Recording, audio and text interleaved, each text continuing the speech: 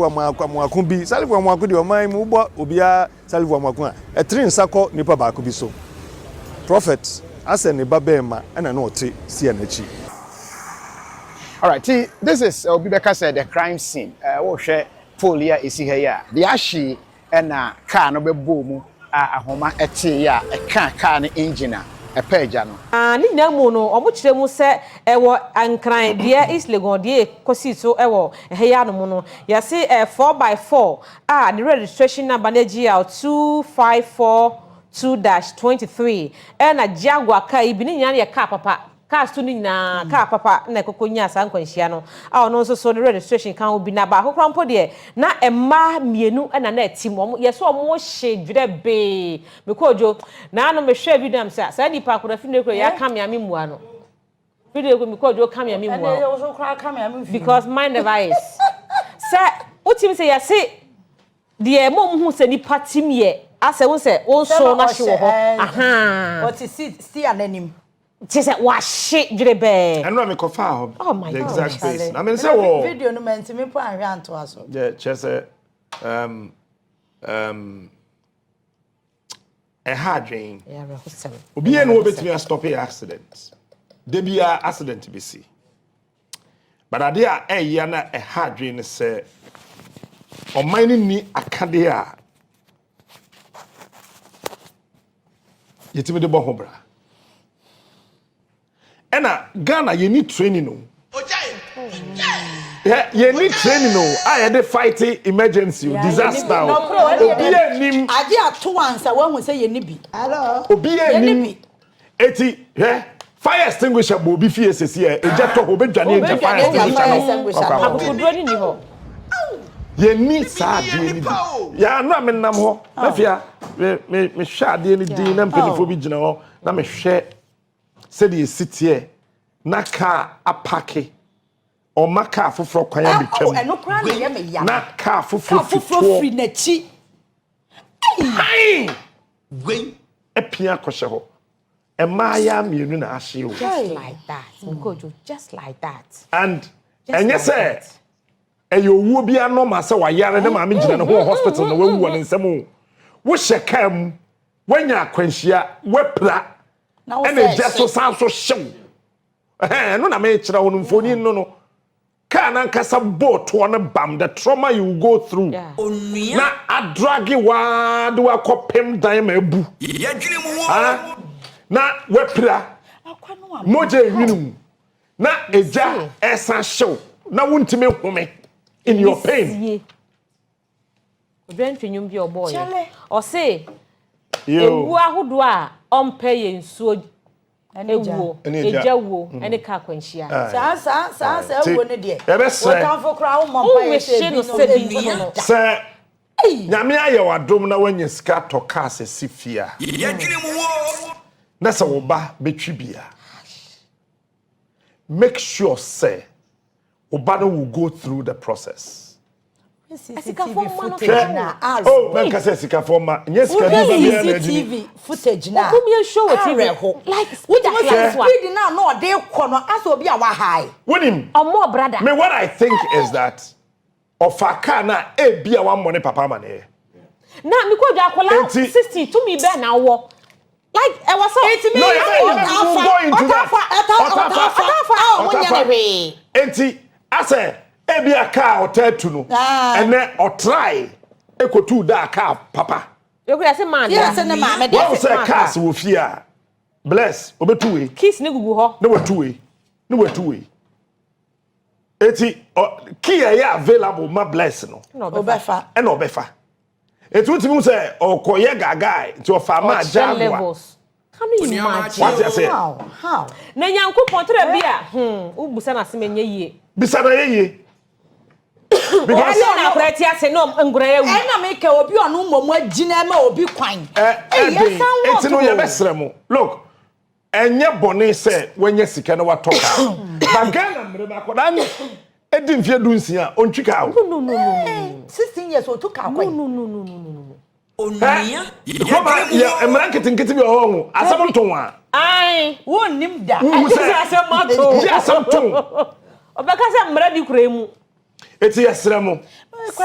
Kan kwai kwa mo tia se kra na ye de ye na because e bi nkwa emmaba mienu yi omo na ye the breadwinners we say mo nsheda nyini bebre sa because omo ni say oni ne ba o oba ne ba imagine maame no ne nkola mi no imagine na wo small boy 16 years what you cost to damage say mesremo he mo bi afasika Ghana ye roads na ye wono whether is clear I don't think so here this can be room oh Ghana ya kwan na ye wono etisa akwala ketwa nsem ketwa bi ya kwan ne ye nketen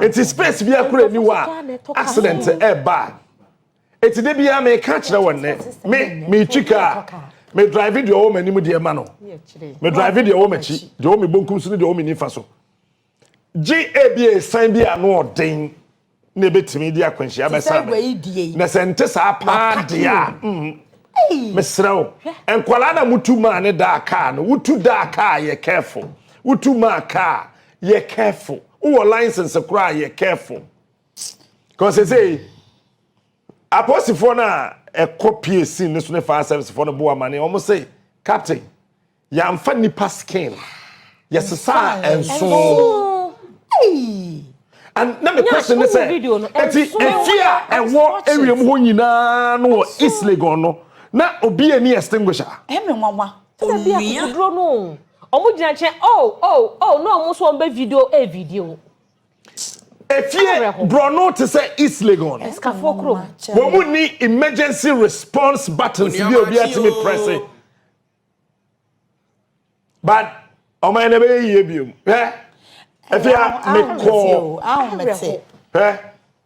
me call Malaysia very first time mo emergency buttons was certain areas especially was schools enti fan say eja eto school na akwala ba ko dimirika na odinsa akoka akomia pen omia so sa it sends a message to all the emergency services nina fire, police, medical, ambulance, then so when they are coming, they come in a team.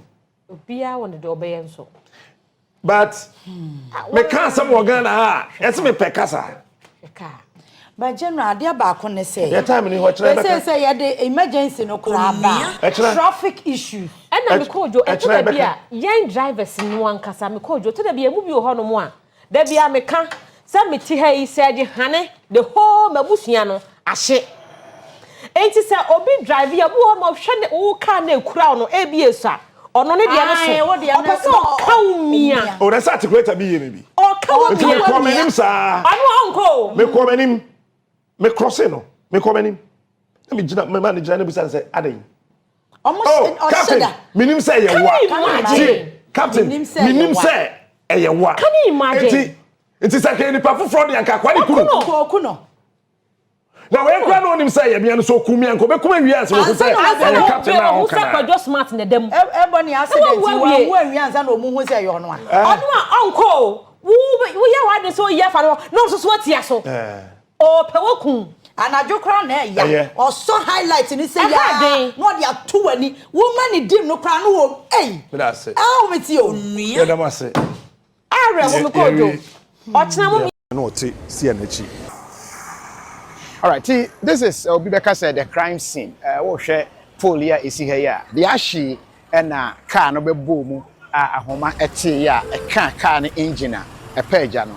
The ohun say there is a replacement, a better one of course. Osha the woman dey replace ECG for replacing no. Eye de eso e chen de na esimu no. But the nchemu no per the footage yanya. Kwan ya e wo manim ton tin eno so na na car no asomri katente eba. Car ba ko eno so free ekwan mu ha ono so duru ha te se de car se agina ya no wagina se ebi ntwam no ono so ntimi ntwam no na de free ha ne de mri katente be bo mu a etwe wo mo ba be hye ha e bo pole no mu bu dan che se senkenya car no mpo a entie mu na nka be bu dan awura efi ho ankasa. I am a worker here and let me take it. I'm a security guard in this premises for day. So I was inside. You can see that from the security room to where the bench is, it's about 5 steps. So I was sitting there when I heard the noise, bang. Before I realized the security room started falling, then I realized that there is an accident here. So we came to the scene. I and my boss called Mr. Kojo Asafwedu, who is the assistant managing director. He was also inside, so he also came out for the scene. So when we came out, we saw a crowd entering the house. They were pushing the gate that we should open the gate. So I opened the gate for them, not knowing they were trying to rescue those in the car. So they couldn't. So they rushed inside to try if they can bring the people out. So unfortunately, when I opened the gate for them and they entered, we were able to rescue 2 people out of the car. But the remaining 2, we couldn't rescue them. Already they say the driver is out. But honestly speaking, what happened outside, I wasn't outside because I was defending fire entering the house. So I was bringing fire extinguishers to those who are around to fight the fire. So that is the job I was doing, going up and down, bringing water and fire extinguishers.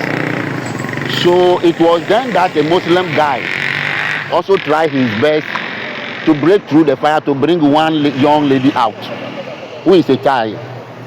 By that time, the girl was very weak, but she was rushed to the hospital. So looking at the way the fire strike, we do everything to bring the fire under control so that we can rescue the remaining people in the car. But we try everything. The extinguisher couldn't help us. We try to throw fire into the fire, but looking at 2 cars that are burning at the same time, there is nothing we can do. So I started calling fire service. People were calling fire service. The response wasn't coming. So it's unfortunately the water suppliers, those who have been supplying water to people's home, they came to the scene and they were carrying water, 4 tanks. So it's through the help of those people that the fire couldn't enter the house. Like by this time, all these houses will have been on the ground. So they try to pour water as much as they can to bring the fire under control. So before fire service come, that means the fire has come down before they also came and finished the remaining one. The first girl was able to break through here, pass through the security room inside and came out to the yard.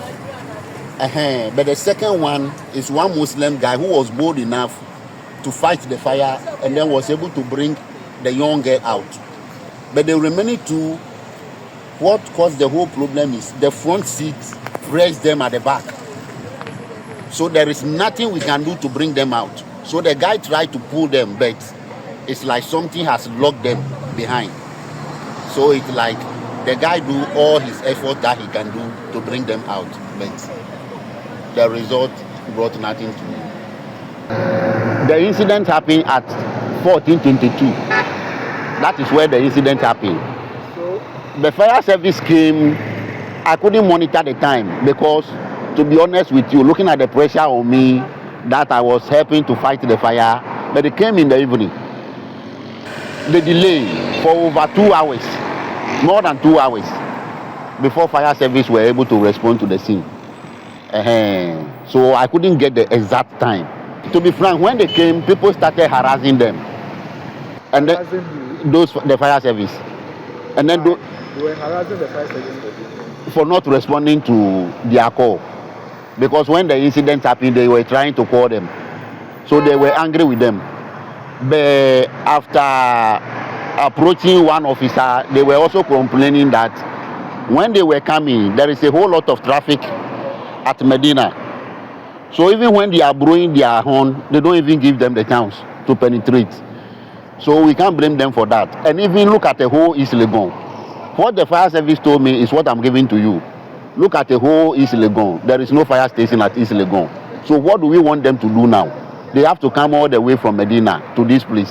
And imagine the traffic. We are not giving them the chance. So we shouldn't blame them.